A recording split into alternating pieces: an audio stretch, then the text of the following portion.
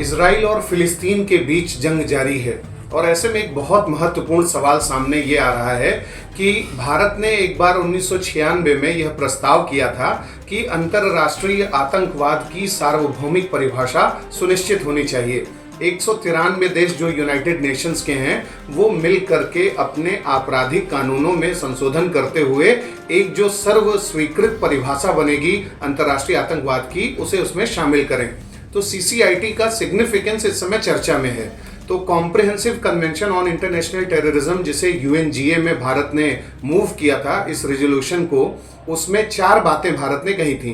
पहली बात तो ये थी कि universal definition of international terrorism हो जाए और 193 देश इसको जो है अपने आपराधिक कानूनों में शामिल करें। दूसरी बात इसमें यह कही गई कि जो स्पेसिफिक टेरर लॉज हैं उसके माध्यम से आतंकवाद और आतंकवादियों से निपटा जाना चाहिए, न कि किसी सामान्य कानून से, जैसा कि बहुत से देश करते हैं, पाकिस्तान, मलेशिया, टर्की जैसे देश करते हैं। तीसरी बात इसमें भारत ने कही कि जितने भी आतंकी शिविर हैं, टेरर कैंप्स हैं अक्रॉस द ग्लोब, और जितने भी ऐसे टेररिस्ट ऑर्गेनाइजेशंस हैं उनको बैन किया जाए और उनका उन्मूलन किया जाए। और अंतिम जो सबसे बड़ी महत्वपूर्ण बात भारत ने इसमें कही है सीसीआईटी के तहत वो ये है कि जो आतंकवाद है यानी क्रॉस बॉर्डर टेररिज्म उसे एक एक्स्ट्रेडिटेबल ऑफेंस बना दिया जाना चाहिए वर्ल्ड वाइड, यानी विश्वव्यापी स्तर पर एक प्रत्यर्पण योग्य अपराध घोषित कर दिया जाना चाहिए आतंकवाद को।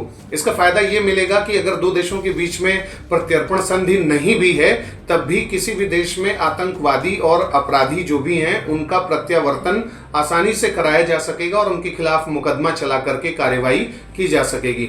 तो सिग्निफिकेंस ऑफ सीसीआईटी की अगर हम बात करें तो यही है कि जो भी देश आज धार्मिक, प्रजातीय, नस्लीय आधार पर या किसी अन्य आधार पर आइडियोलॉजिकल बेसिस पर इसको तर्कपूर्ण या औचित्यपूर्ण ठहराने की कोशिश करते हैं वो इसे नहीं ठहरा पाएंगे। जैसे बहुत से देश कहते हैं कि नेशनल लिबरेशन मूवमेंट को आतंकवाद की श्रेणी में नहीं आना चाहिए, धार्मिक युद्ध है, कोई कहता है आत्मनिर्धारण के अधिकार के आधार पर जायज है। ये सब जो शक्ति राजनीति है ये सब नहीं चल पाएगी अगर सीसीआईटी आ जाएगा, और टेरर फंडिंग के सभी स्रोतों पर भी प्रभावी कार्यवाही हो सकेगी। और अगर ये बात हो गई तो भारत की तरफ से एक गेम चेंजर प्लान विश्व समुदाय को मिलेगा।